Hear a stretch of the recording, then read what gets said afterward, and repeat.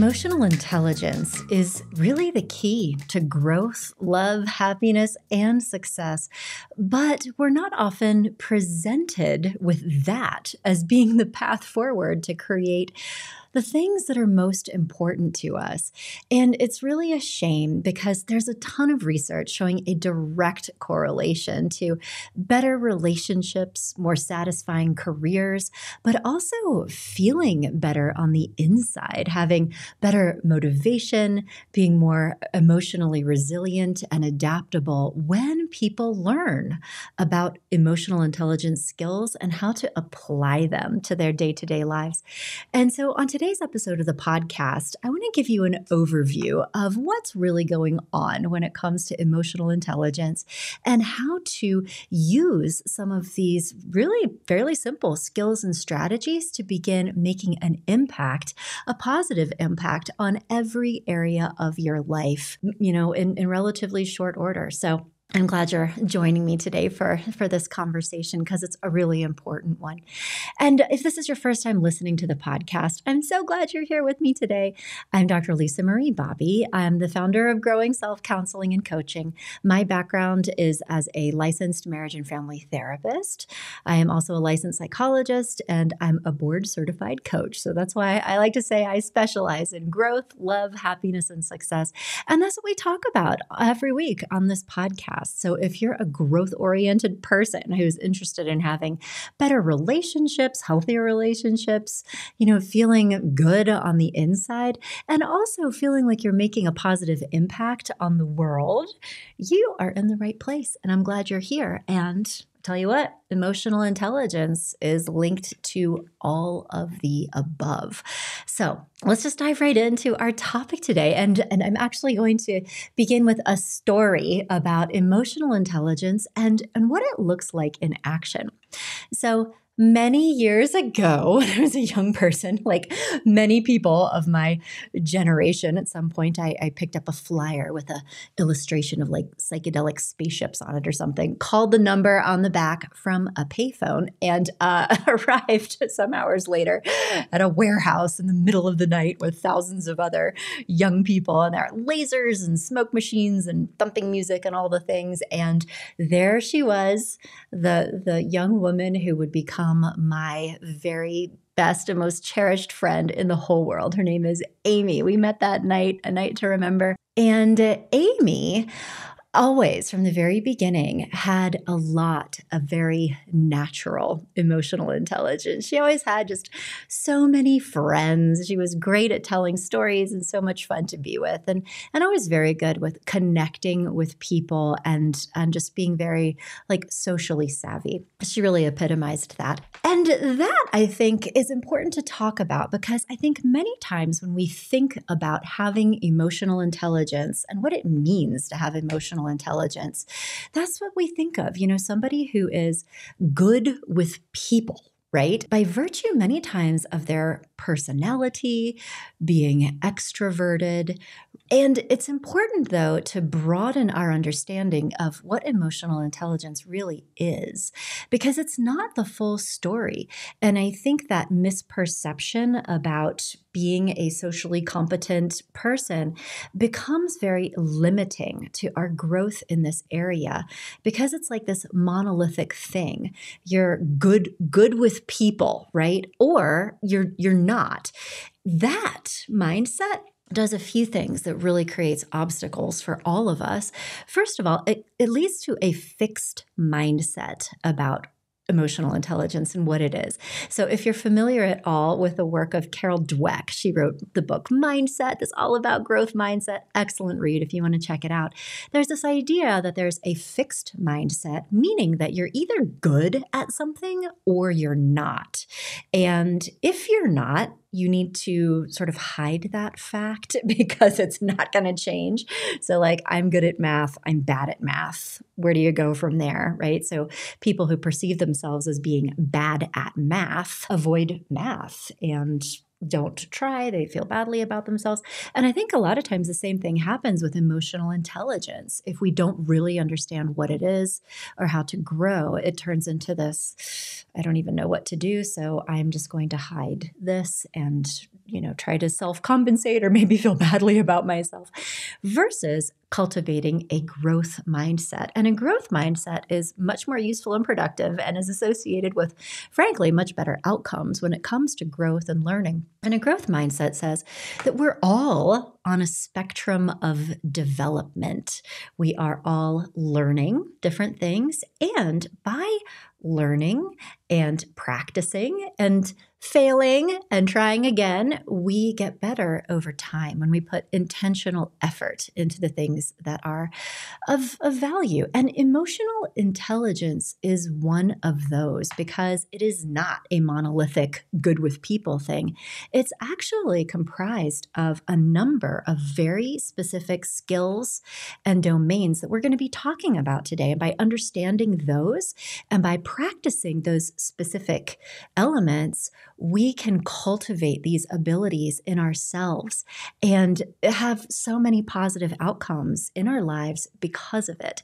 It is also important to consider that it's vital, really, to do a lot of reflection and even get a growth partner when it comes to doing work around emotional intelligence, because most people believe that they have much higher emotional intelligence than they actually do. So if you assess people and take their self-reports, people will rate themselves very highly in emotional intelligence, unless people know that they struggle in these areas and are more reality-based. But I think it goes back to that growth versus fixed mindset. If you rate yourself as being lower in emotional intelligence, it goes back to identity stuff, how I'm perceived socially.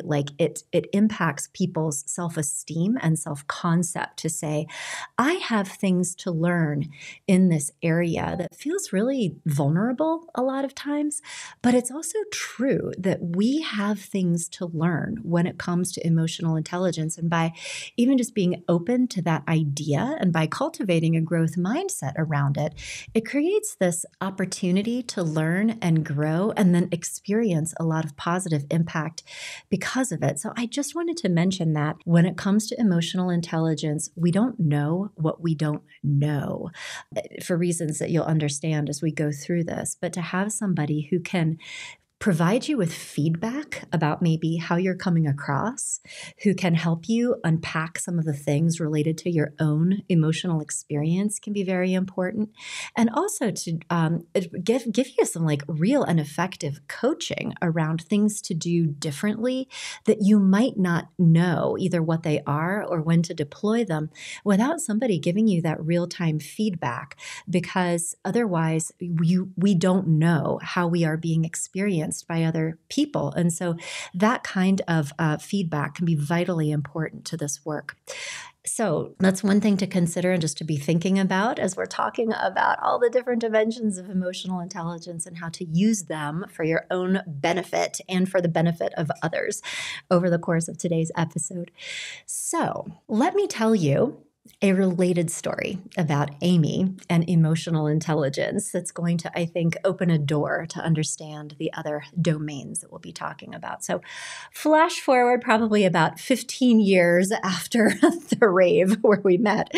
We're both older now, married, kids running around. I'm in Denver at this point. She's in Los Angeles. And we were on the phone talking about something, and I don't even remember what it was, but at the time it was very upsetting to me. I was going through something, feeling all activated, and I was telling Amy about what was happening in my life. And she said something to me that was the most incredible thing at the time. I'd finished her telling her what was going on with me, and she said, I can understand why you would feel that way. I think anybody going through that would feel the same way. And it was such a simple thing to say, but I remember at that moment feeling like I had just been struck by lightning almost, like the very best, like a cozy, warm feeling lightning. But I had never until that point had anybody in my life validate me and really like see the world through my eyes and communicate empathy and understanding to me the way that Amy did in that moment. And mind you, this is also after having been in therapy a time or two. I mean, there was just something about this experience that was so remarkable. And I can't even remember what I was upset about. But the level of emotional intelligence that Amy showed me in that moment was truly remarkable. And even though it sounds like a very simple thing to do, it's actually quite complex and related to these different domains of emotional intelligence that we're going to be talking about. Emotional intelligence is broken down into a few different pieces. It's not one thing. In order to have a high degree of emotional intelligence or EI, you need to have a lot of self-awareness. You need to know what's going on inside of you. Additionally, you need to be able to manage your own feelings while also being very aware of what's going on inside of other people, as well as how to manage or relate to other people in a positive way. And this all ties back to the emotional intelligence research that was popularized by Daniel Goleman in his 1995 book, Emotional Intelligence. He was really the thought leader in this area.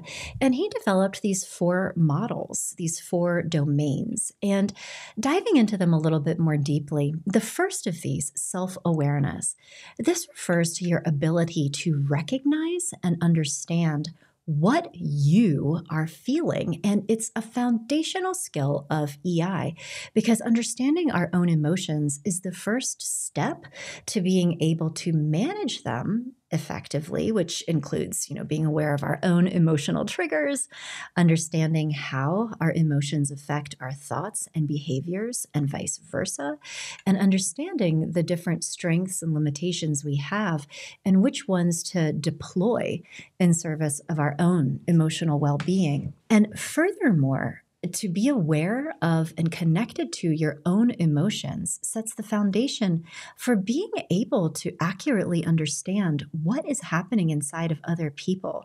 We cannot have empathy for others unless we are familiar with our own emotions. It's like how we recognize things in other people. And that's one of the things that was going on, that day that Amy and I were on the phone. She was able to recognize what I was feeling accurately because she was connected to her own feelings. As I was talking, she was able to, relate to what I was saying and show me empathy in that moment because of it. But another big thing that was happening there was related to self-management. And again, this involves the ability to effectively manage and control your own emotions, especially in stressful situations. And like being able to stay calm under pressure, being able to, be having emotional reaction to something or to someone and being able to manage that well enough so that you're able to do the other parts of EI, which is have empathy for them and then be able to respond well. But it's related to other things too, like being adaptable, being resilient, having a positive outlook, and generally just maintaining your emotional equilibrium no matter what's going on around you. And that is a complex process, but that's what allows us to stay flexible, to be just like fundamentally okay most of the time on the inside. And then also it's vitally important to ensure that our reactions to other people are constructive. And again, I don't remember the details about what I was upset about that day, but I also don't know if what I was talking about was potentially upsetting or triggering or anxiety provoking to Amy, because if it was, she was managing all of this inside of herself so that she was able to be fully present and responsive to me in that moment. And I think it's just worth highlighting. I mean, think about all the times you've tried to talk to somebody when you've been upset or hurt, and they start feeling all anxious or activated or feel like they need to fix things, like, let me tell you what to do, or they wind up having such a reaction to what you're saying that you wind up either taking care of them or being, never mind, right? It turns into an emotionally unsafe experience for you. So that self-regulation piece is vitally important. And then, of course, that flows into the ability to be aware of other people. And this is talking about your ability to accurately read and identify the emotions of others and understand what's really going on with them. Like, not just how they're feeling, but why they are feeling the way that they are. Because if you can understand that, you have all this information about what's really happening that helps you manage these moments so much more effectively. And it's also vitally important that we are managing our own feelings, because when we are super flooded or activated or in a lot of pain, like, we're very much consumed with whatever's going on inside of us. We cannot put ourselves into somebody else's shoes in that moment and really understand them. And it's very important when it comes to emotional intelligence and relationships, because unless you really know how other people feel and why that makes sense, we don't have any insight into how to solve this problem or how our actions or next steps might affect them. And so, going back to my conversation with Amy, because she was very tapped into her own emotions, she had a frame of reference for mine. She was able to keep herself calm. She was really genuinely able to understand my point of view. I mean, she was very much seeing the world through my filter, through my little porthole in front of my eyes, like my context. She put herself right into that, which is why she was so well able to understand why I felt the way that I did. And then, of course, another super important component of this is relationship management. And this domain involves our ability to really effectively manage and navigate relationships and social interactions and like micro moments. I mean, it includes things like being able to listen effectively and show people that we're listening, effective communication, conflict resolution skills, and also collaboration, right? So relationship management is the accumulation of all of these other pieces. It's about using and understanding our own emotions and those of others, and then taking all that information to be able to manage the interactions that come next from a place of clarity and confidence, with the result that stronger and more positive relationships are built because of it, and that we're also really effectively solving problems together. And Amy was able to know what I really needed in that moment because of understanding me. She knew that I didn't need her to problem solve. What I just really needed was to be seen, understood, validated, and she was right. I mean, in that moment, all the angry, activated energy just drained away. It was this very powerful interpersonal experience that created a deeper connection with Amy. But it also fostered a lot of trust and allowed me to feel like I didn't have to fight to be heard, right? Like my perspective had been legitimized. Yes, I have a right to feel this way. And in doing so, I could feel myself relax. So if in that moment Amy had followed up with something like, I wonder if XYZ, or I wonder if it would be helpful to talk about blah, blah, blah, going into a collaborative solution or problem solving, I would have been very open to that in that moment because of the connection that I felt with her, the trust that I felt with her. It would have led to productive things. I'm confident of that. And so these are the different domains of emotional intelligence and the things that are important for us to be thinking about as their own thing if we're in either, relationships with other people that are feeling difficult, or if we ourselves are experiencing emotional turmoil that we don't really know how to manage. So breaking this down, it becomes much more actionable, as we'll talk about more here in a minute. But so going back to emotional intelligence and what it really is and how it really works, I think what you can see is that, the easiest definition is that when we have a strong emotional intelligence skills, it allows us to be able to recognize and then respond effectively to the emotional realities of ourselves and others. And it's also true that most of the time, that's the biggest part of what's going on in any given moment.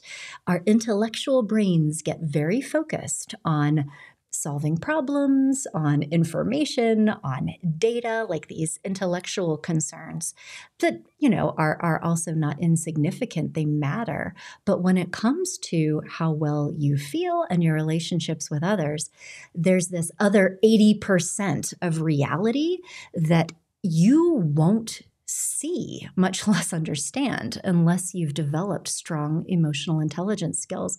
I think of it as having the ability to see in color. If you're not connected to your feelings or those of others, you are literally not going to even know what's happening half the time, much less what to do. So by developing these skills, you get so much more information. I know how I feel and why. I know how to maintain my emotional equilibrium without overreacting, without numbing, right? So that I can stay present with me, but also with others. I also know what somebody else is feeling and why. That makes sense. And because of that, I can understand how to relate to other people in any given moment so that we can have a strong connection, solve problems together. But if you're not incorporating this kind of information, even if you're right, like intellectually, XYZ equals whatever, you're often going to be wrong when it comes to how you're operating with other people or even how you're handling things inside of yourself. So, this is very, very important for all of us to be doing a lot of good work around. What we're talking about today is connected to all of the important things in life: love, happiness, and success. I mean, our relationships with other people, how we feel on the inside, and also how we're doing professionally in our careers. It goes to emotional resilience, flexibility, grit, motivation, and that's another thing I saw in Amy over the years. I mean, we've been friends now for 30 years, and through that time, she has been adaptable. She's changed careers, gone back to school, moved, have ups and downs that life has to throw at her, and always remains positive, optimistic, and she's had good outcomes because of it. She had the good fortune of being blessed, I think, with a lot of strong emotional intelligence skills to begin with. But for the rest of us, we can all learn how to do this. And it's fundamentally important, again, because it goes back into so many different things: our emotional well-being, our motivation and grit, our feeling competent and able to do hard things over the long haul, healthier relationships. But also, I think what's important, when you're tied into your own motivations, your own feelings, we're able to make more values-based choices. When you're disconnected from your own emotions, it's like this internal guidance system gets turned off. We don't even know the things that are important to us if we're not taking information from our feelings. And so that's another really important byproduct of doing this work. And certainly in professional settings. I mean, if you're any kind of position of leadership or responsibility or management over others, a big part of the job is not like, knowing a lot of things. It's really figuring out how to connect with other people to help them be their best, to help, create and maintain alignment in the team so that we can all work together towards positive outcomes, and to ensure that people are having a relatively good time in the process. There's a lot of meaning that goes into people's occupations, right? It's the accumulation of who I am as a person, what I'm good at, what I'm passionate about, what I was put on this planet to do, right? This is my mission. This is how I bring value to the world. And to minimize the amount of personal meaning that is tied up in our professions is a real mistake.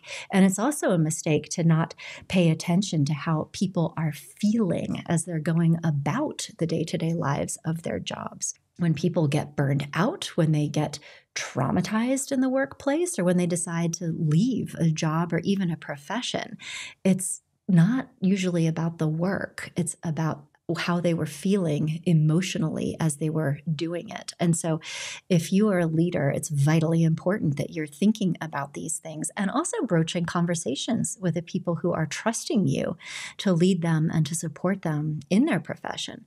And certainly as individuals, I mean, the ability to be professionally successful.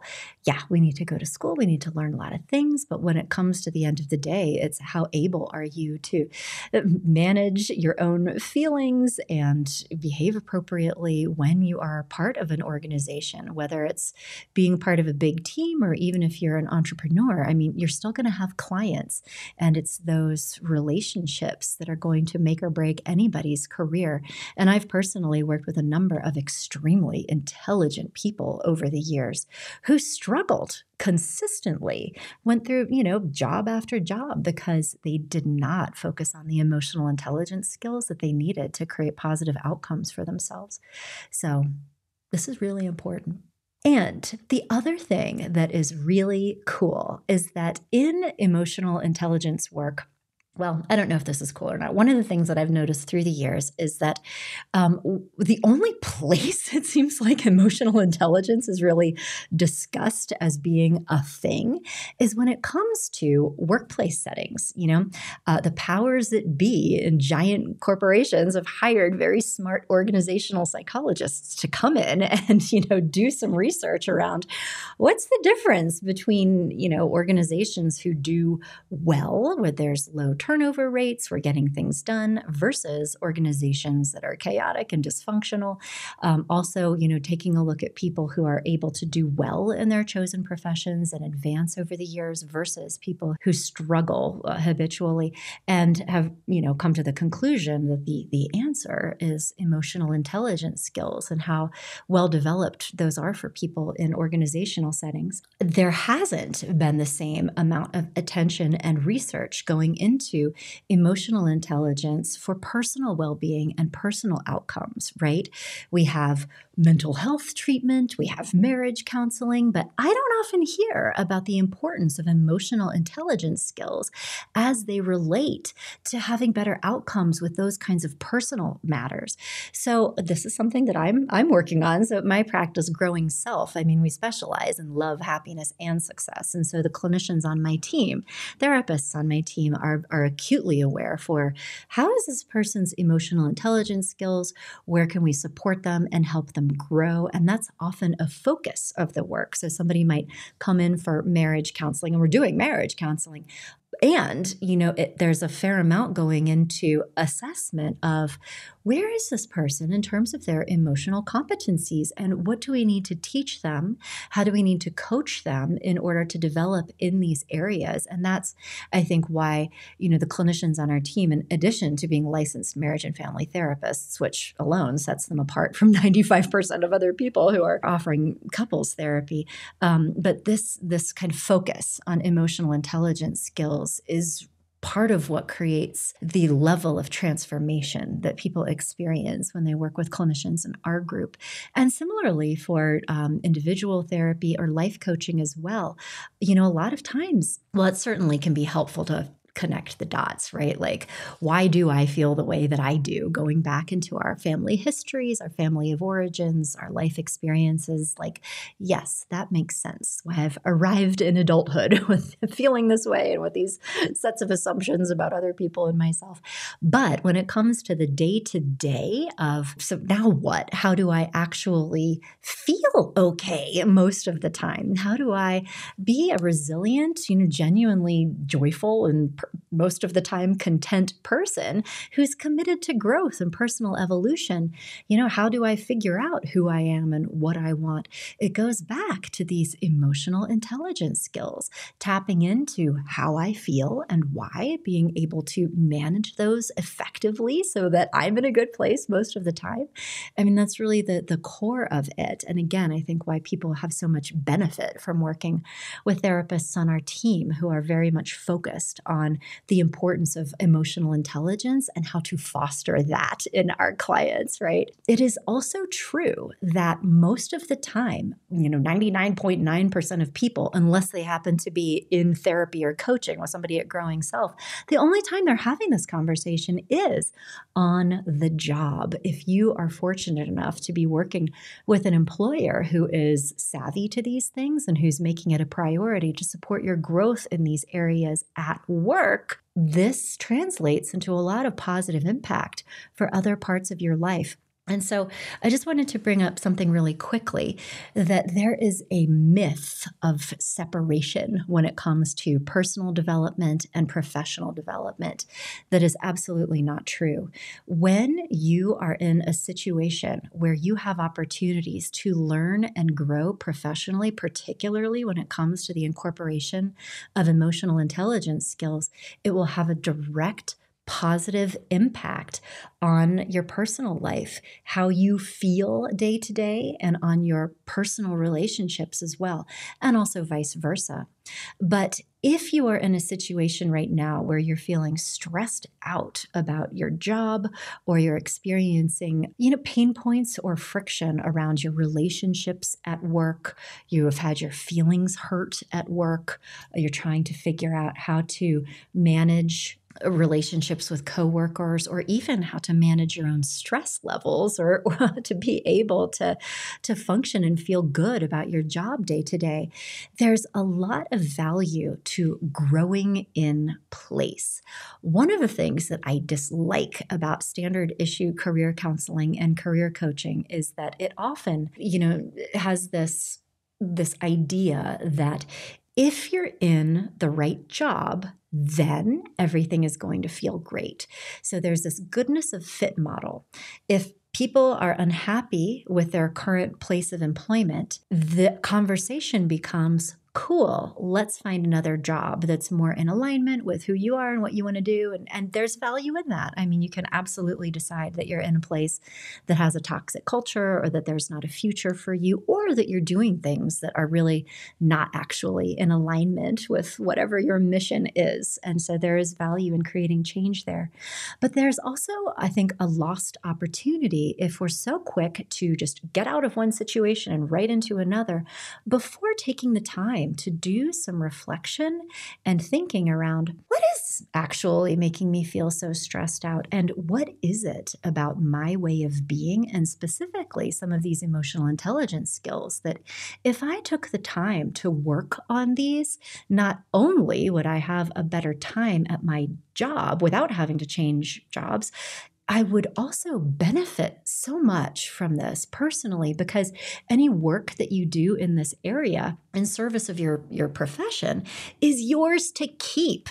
And even if you do wind up leaving this company and going to a different one, you have been changed. You have been transformed by the opportunity to grow in these ways. It's this analogy, instead of just jumping ship, dig in a little bit. As a couples counselor, I could tell you, and I think we could all see this, like, if you're experiencing challenges in your relationship, the answer is not always just to find a different relationship, right? It's to think about, what's going on with me that is at least co-creating this experience. Even if ultimately you decide to get out of here and go do something different, it's very valuable reflection to think, how am I showing up? How am I communicating? What's going on with my triggers? How am I reacting to people in ways that are maybe contributing to me not having the kind of relationship that I want? Even things like, being able to set healthy boundaries or advocate for yourself, or if you're doing a lot of people pleasing, like to be able to grow in place and think about what do I need to do differently, either here or next time, is really valuable work. So I just wanted to mention that out loud. And again, if you're in a setting where particularly emotional intelligence work is being offered to you, jump on it, because any of your professional experiences that are bringing up feelings for you, whether it's feeling burned out, whether it's feeling frustrated in different scenarios with your colleagues, whether or not you're struggling to set boundaries with yourself and others or communicate effectively, these are all incredibly valuable growth opportunities, and doing this work at work will benefit your emotional well-being and your relationships in every part of your life. So that's just something to consider. So now I'd like to shift into talking about what to do with some of this. So, we've talked about the different domains of emotional intelligence, how they work, why, but if you're ready to grow in these areas, I'd like to talk about some specific things that you can be thinking about and doing differently, like, starting now. One of the first and most important things that any of us can do related to developing our emotional intelligence skills is making it a point to develop self-awareness and recognition for what is even happening inside of us day to day. So simple strategies that can help you do this involves oftentimes growing through our dark emotions. I think we're often socialized to reject feelings of stress, anxiety, anger, pain, fear, whatever it is. And this work involves listening to it. What is stressing me out? What is my mind getting stuck on right now? What are the pain points that I'm experiencing? And why is that? Why does this make sense? But the first step is just understanding, what are the themes here? What is habitually creating these feelings inside of me? Because it's very, very easy to minimize our own feelings, numb them out, brush them off. We all feel bad when we get invalidated by other people, but we are real good at invalidating ourselves. So it's time to stop that and instead practice tuning in, just even start keeping a journal. How do I feel today on a scale of 1 to 10? Can be a very simple thing to do that can help you get insight into how you're feeling. And then once you have a little bit of clarity about how you're feeling, then comes opportunity to reflect and do some intentional reflection, which is getting under your own hood. And don't gloss or minimize, don't turn on the TV and forget about it, right? But really get curious about how you're feeling. Do some journaling. Talk about these feelings with somebody. It is the practice of taking all these nebulous physiological sensations that are emotions, right? And being able to translate them into language, to label them, is how we make sense of them. And so if you have if you have an Amy in your life, you could certainly talk to them. But otherwise, this is why people talk to therapists or to coaches, is to help themselves understand what's going on the inside. And the goal here is not to change the way that you feel necessarily, but the goal is to say, why does this make sense? Why does this make sense? Because when you understand that, when you can understand where these feelings are coming from, what is generating them, that's how you learn how to be able to manage them more effectively and also make decisions accordingly. So that brings us into the next piece of this, which are skills and strategies that you can use to manage yourself. And again, the goal here is not to not have feelings. It's to be able to navigate them effectively, including being able to take wisdom and guidance from them. So one of the most effective things any of us can do when it comes to managing our own feelings is, first of all, spending some time in identifying the stories that we're telling ourselves about whatever is going on, because it is how we interpret the world that creates our emotions many of the times. And when you can shift your mindset into a perspective that helps you feel better, many times you will feel better emotionally and be better able to manage things.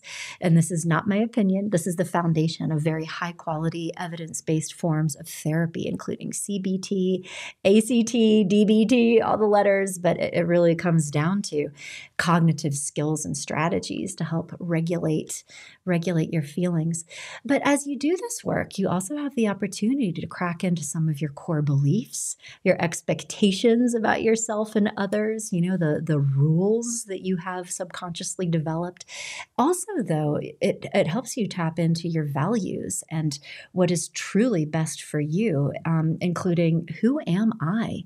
Who do I want to be in the world? And is this thing that's creating a lot of pain for me?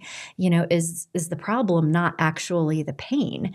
Is the problem the fact that my emotional guidance system is telling me that I'm in the wrong place and that I need to take effective action? I need to listen to this and follow it rather than try to change the way that I feel. That can be a very empowering exploration to engage in. Again, it's difficult to crack into. Get the help of a good therapist to help you differentiate, like, am I feeling badly because I'm thinking about this, in an unhelpful way? Or am I feeling badly because this is actually a bad situation that I need to change? It can be different to suss that out, but really, really effective. And that is where it's very helpful to talk with a coach rather than just a therapist who's been trained in the diagnosis and treatment of mental health conditions. And I'll say this as a licensed psychologist. Somebody comes in, they're feeling really badly, they're stressed out, they're having trouble sleeping, they're just not having a good time at work, whatever it is. If I put on my psychologist hat, it would be extremely easy to be like, check, check, check. Okay, major depressive disorder. Here's what we're going to do. This is a disorder. The goal here is to change the way that you feel. So let's get you started on an antidepressant. Let's do some cognitive behavioral therapy, because the interpretation is that the feelings themselves are the problem. Same situation, if I put on my life coach hat, I might do a little bit more digging around.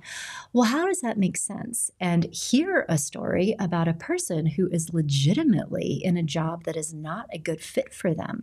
It is a toxic work environment. They are really not feeling fulfilled. And the goal then becomes not, let's get you on antidepressants and try to change the way you feel. It's, well, what would change in your life if we began listening to this and helping you create an action plan to move forward in a way that's really more in alignment with who you are and what you really want in your life? Totally different conversation, totally different outcomes. But this is why it can be extremely helpful to seek support from a therapist who has a lot of competence and training in coaching psychology and coaching modalities, so that you don't come in feeling badly because of something that needs to be changed and wind up, doing mental health treatment that actually keeps you stuck in the same place due to pathologizing, something that is not actually a disorder. Getting off my soapbox now, but I just wanted to offer you that as a way of understanding what kind of help to get. So doing the self-management is extremely important. And then once we've done that well, we can go back into this idea of other awareness and other management.